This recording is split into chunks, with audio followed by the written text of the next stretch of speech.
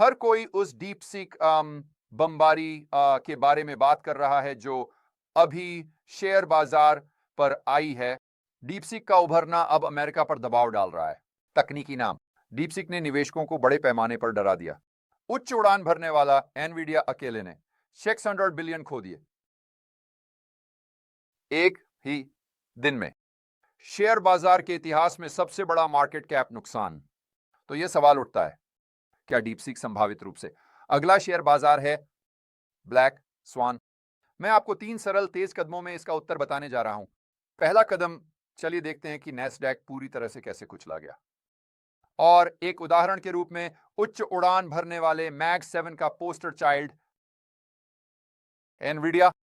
तो हम साल की शुरुआत से वापस जाते हैं, खैर इतनी दूर नहीं, और बाईं ओर हम 120 से 150 तक जाते हैं। खैर एनवीडिया यहां अच्छे से चल रहा है, सब कुछ ठीक है, यह भविष्य है। खैर ये थोड़ा अधिक खरीदा गया है, ठीक है, ये ठीक है, लेकिन हम गिरावट का फायदा उठाने जा रहे हैं और ये ऊपर ऊपर ऊपर 148 तक जाता है। फिर अचानक हमें इस नए एआई उत्पाद के बारे में खबर मिलती है जो पूरी तरह से इस क्षेत्र को बाधित कर रहा है। वही डीप सीक होगा। तो वास्तव में क्या हुआ, ये क्या है? खैर यह एक एआई उपकरण है जो ऐसा नहीं करता। वास्तव में बहुत अधिक हार्डवेयर की आवश्यकता नहीं है, या बहुत कम की आवश्यकता है, बहुत कम डेटा सेंटर की आवश्यकता है और बहुत कम ऊर्जा की आवश्यकता है। उन्होंने इसे 6 मिलियन के लिए बनाया, 6 बिलियन के लिए नहीं, लेकिन 4 मिलियन। तो यह क्या करता है? यह एनवीडिया के व्यवसाय मॉडल में एक बड़ा मोड़ डालता है, इसे हल्के में कहें तो। और इनमें से कुछ उच्च उड़ान भरने वाले तकनीकी स्टॉक्स S&P 500 अमेरिका और वैश्विक निवेशकों के पोर्टफोलियो का अधिकांश हिस्सा बनाते हैं। अधिक जानकारी चरण 2 में। निवेशकों के पोर्टफोलियो, बल्कि वैश्विक निवेशकों के पोर्टफोलियो, इस पर और जानकारी चरण नंबर 2 में। लेकिन फिर हमें यह वाइली कोयोट पल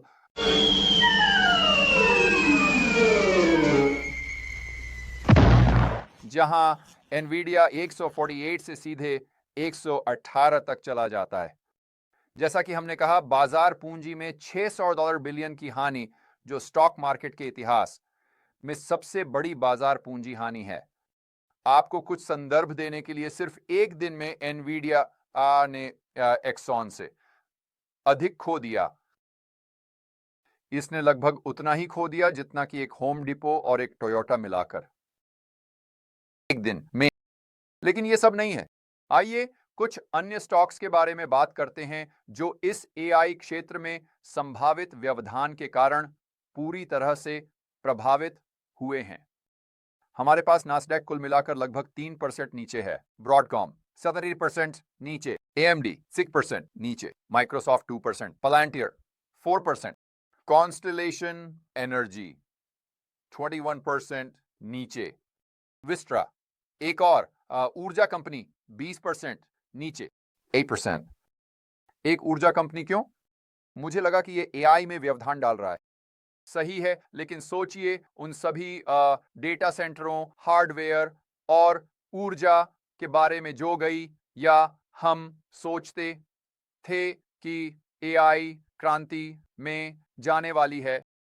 लेकिन अब अगर उन ऊर्जा की जरूरतों को आधा कर दिया गया है, तो चलिए मान लेते हैं इस उदाहरण के लिए, तो ये ऊर्जा कंपनियां जो एआई क्रांति से जुड़ी थीं और 40 गुना पी पर ट्रेड कर रही थीं, उनका पी नीचे जाएगा।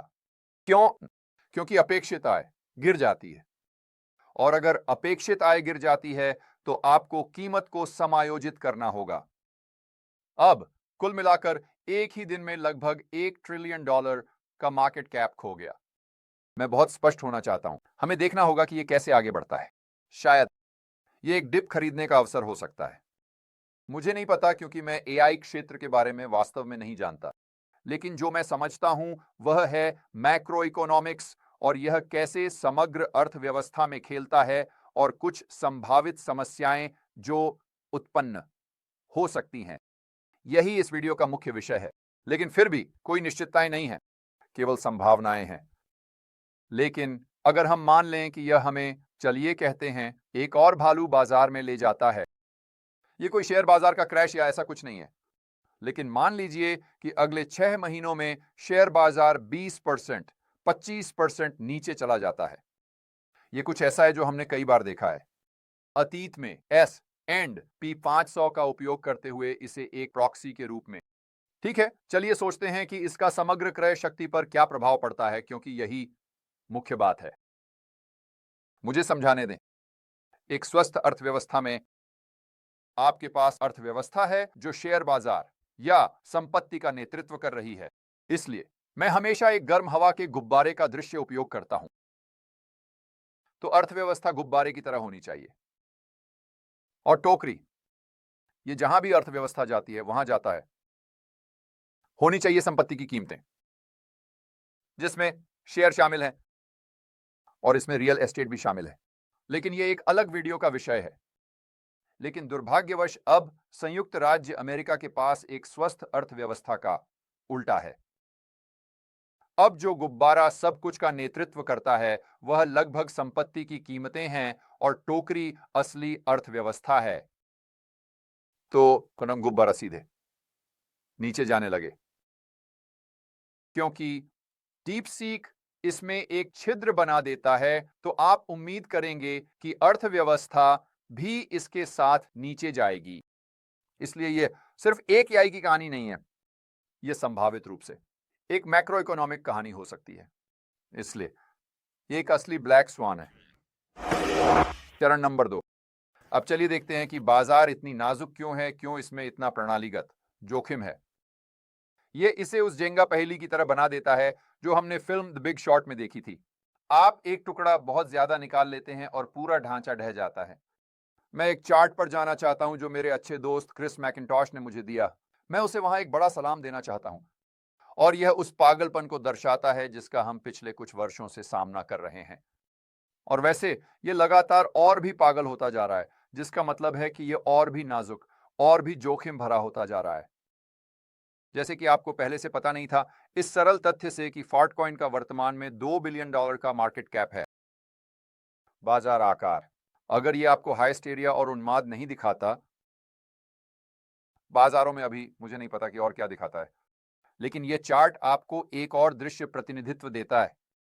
एनवीडिया, और ध्यान रखें यह पहले की बात है। दुर्घटना, कुछ दिन पहले एनवीडिया का मार्केट कैप 3.5 था खरब। आप कहते हैं जॉर्ज, तो क्या किसे परवाह है? और वैसे यह इस नीले छायांकित क्षेत्र द्वारा दर्शाया गया है जिसमें सफेद रेखा है। लेकिन इस हरे रेखा को देखिए, यहां मार्केट कैप वास्तव में 2.9 है खरब, तो 3.5 एनवीडिया के लिए ट्रिलियन और 2.9 इस दूसरे स्टॉक के लिए ट्रिलियन। लेकिन वह हरी रेखा सिर्फ एक स्टॉक का प्रतिनिधित्व नहीं करती, यह पूरे वैश्विक ऊर्जा क्षेत्र का प्रतिनिधित्व करता है। बिल्कुल सही, वही ऊर्जा जो एनवीडिया को अपने प्रोसेसर चलाने के लिए चाहिए, और वही ऊर्जा जो एआई क्रांति को चाहिए, चाहे वह किसी भी रूप में हो, चाहे वह एनवीडिया मॉडल हो या डीपसीक मॉडल। यह सॉफ्टवेयर की ओर केंद्रित है। फिर भी हमें कुछ भी करने के लिए ऊर्जा की आवश्यकता है।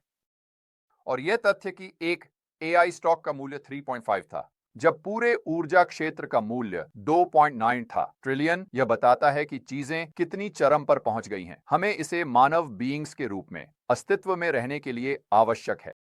का 2.9 था ट्रिलियन 18 का मूल्यांकन आपको बताता है कि चीजें कितनी चरम पर पहुंच गई हैं। लेकिन मैं बहुत स्पष्ट होना चाहता हूं, यह सिर्फ एक अमेरिकी केंद्रित कहानी नहीं है। कहानी यह दुनिया भर के बैलेंस शीट्स पर प्रभाव डालता है। उदाहरण के लिए चलिए अमेरिका पर नजर डालते हैं। शेयर और उनके वैश्विक स्टॉक मार्केट में हिस्सेदारी। तो संयुक्त राज्य अमेरिका शायद क्या कुल जनसंख्या का 4% या 5% का प्रतिनिधित्व करता है, लेकिन हमारे स्टॉक मार्केट का 67% है, 57% पूरे मार्केट कैप का। तो हम यह नहीं कह सकते। खैर, इसका प्रभाव केवल अमेरिकी निवेशकों पर ही पड़ता है, क्योंकि स्पष्ट रूप से जब अमेरिका के शेयर बाजार का 60% हिस्सा है, तो इसका प्रभाव दुनिया भर के बैलेंस शीट्स पर पड़ेगा। और इसका उदाहरण कैसे सामने आता है? हम बस .com बस्ट पे जा सकते हैं और हम इसे देखते हैं। संयुक्त राज्य अमेरिका एक बैलेंस शीट मंदी में चला गया, लेकिन कई अन्य देशों ने भी ऐसा किया। यह इस वजह से नहीं था कि उनके पास आर्थिक समस्याएं थीं।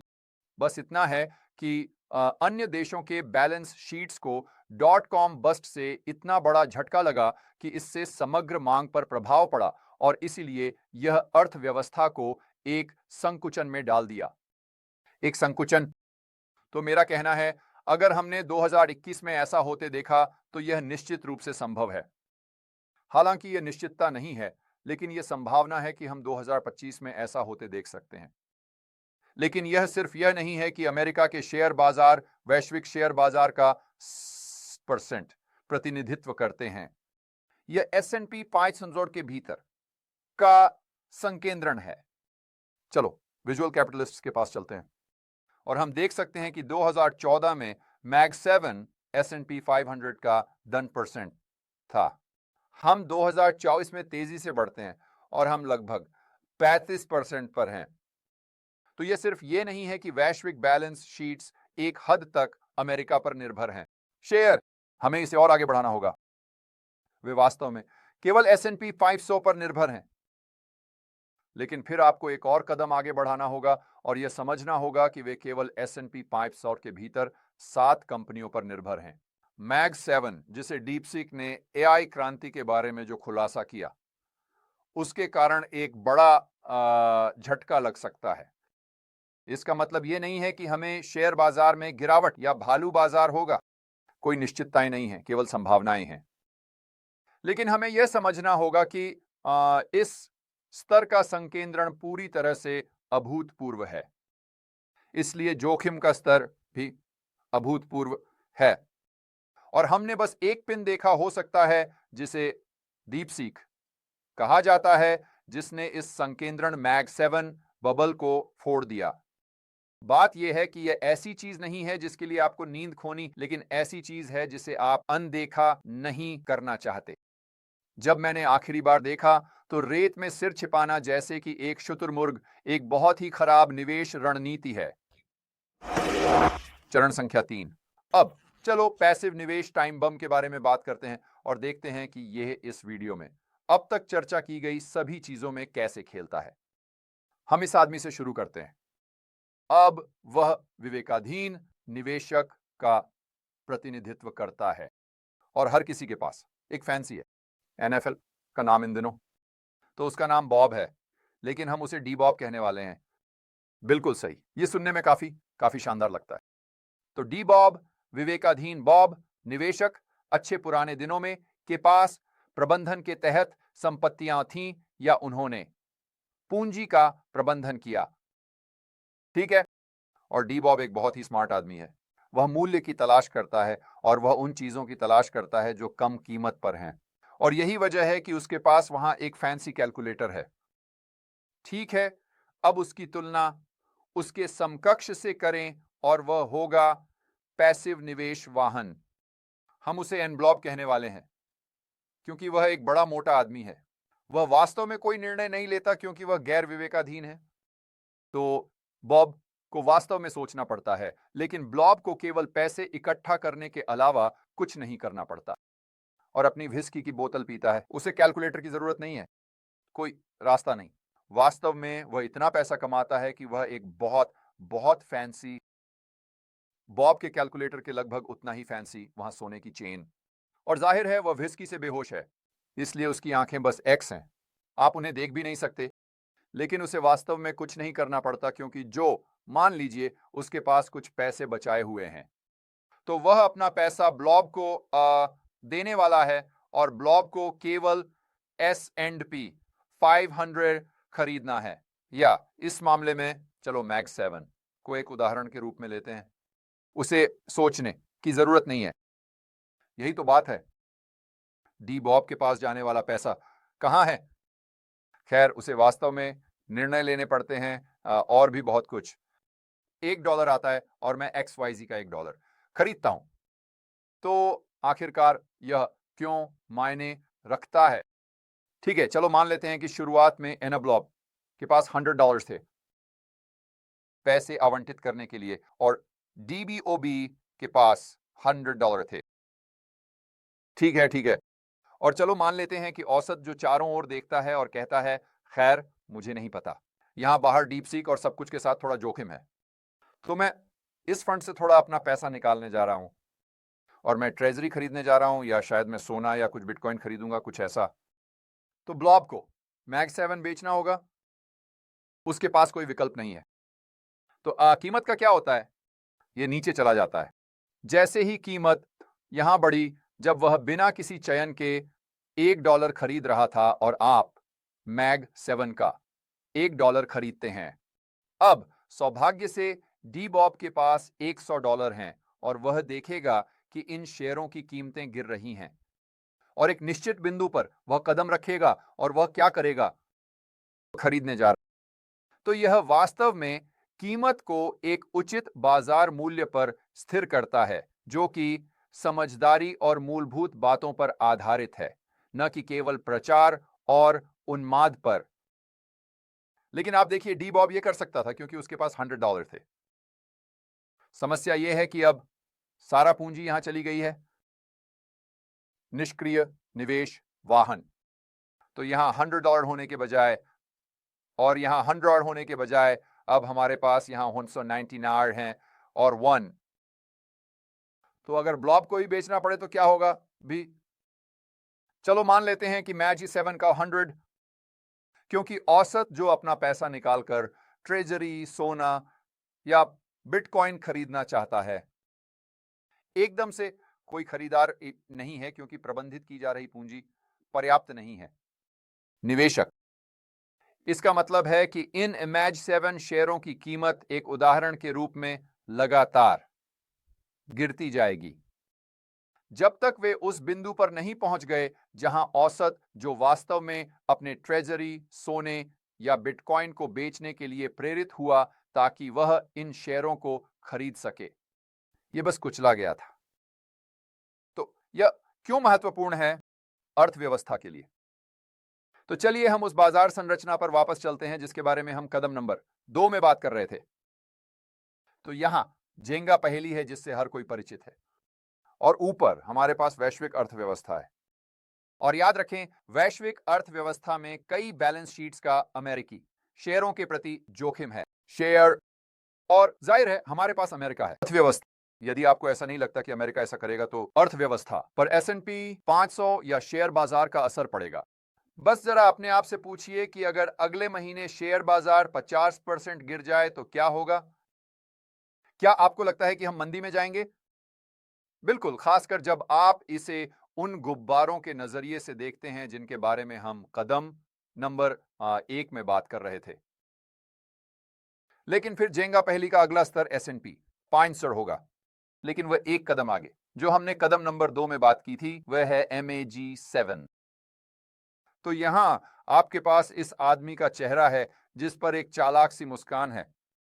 यह गहरा खोज करने वाला आदमी है, और गहरा खोज करने वाला आदमी वहां एक डंडे के साथ बैठा है और वह इस नीचे के जेंगा टुकड़े को छेड़ रहा है जो जाहिर है मैग सैद है। और ये एक बड़ा अगर है, मुझे नहीं पता। हम इस वीडियो में संभावनाओं पर चर्चा कर रहे हैं, लेकिन गहरा खोज बच्चा अपने डंडे से उस नीचे के झेंगा टुकड़े को बाहर निकाल सकता है? पूरे झेंगा पहेली का क्या होगा? अमेरिका का क्या होगा? अर्थव्यवस्था, वैश्विक अर्थव्यवस्था का क्या होगा? अब मैं स्पष्ट करना चाहता हूं, यह एक भविष्यवाणी नहीं है। मैं ये नहीं कह रहा कि यह होने वाला है। मैं कह रहा हूं कि यह एक संभावना है जिसके बारे में हमें सभी को जागरूक रहना चाहिए। तो क्या गहरा खोज अगला काला हंस है? मुझे नहीं, यह आपके लिए तय करने के लिए है। और दिन के अंत में कोई निश्चितताएं नहीं है, केवल संभावनाएं हैं। अधिक सामग्री के लिए जो आपको धन बनाने और नियंत्रण से बाहर के केंद्रीय बैंकों और बड़े सरकारों की दुनिया में फलने फूलने में मदद करेगी, इस प्लेलिस्ट को यहां देखें। और मैं आपको अगले वीडियो में मिलूंगा।